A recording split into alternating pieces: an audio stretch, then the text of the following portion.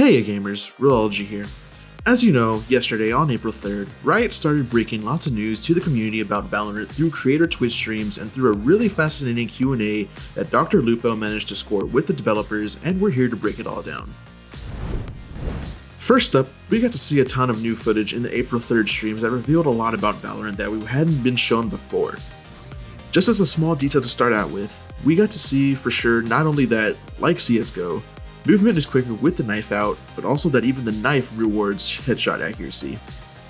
Some other small potatoes that we learned were that players are locked to the characters that they pick at the beginning of the round, and that we'll be getting damage reports on death to see who killed us and how they did it.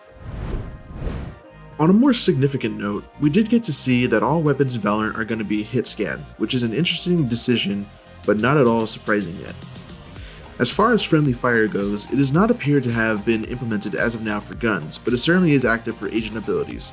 Probably the thing that most people are going to be excited about though, is that we saw dozens of times that wallbangs are definitely a thing in Valorant.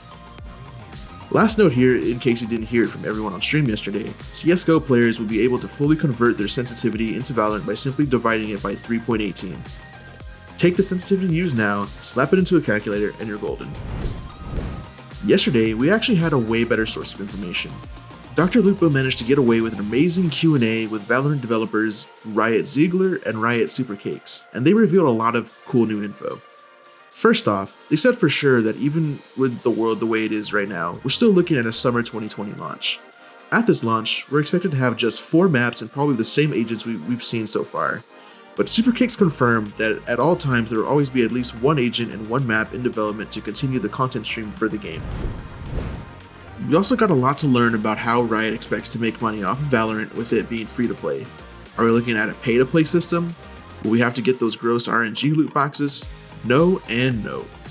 Monetization will be fully cosmetic and will be delivered without loot boxes through battle passes and the like. This is probably a pretty good move on Riot's part, especially considering the ongoing debate on whether or not loot boxes are technically legal in all countries. Regardless of whether they are or not, this is for sure a safe choice that will also really please the community. Last note, we did get a little more information on what anti-cheat is going to look like.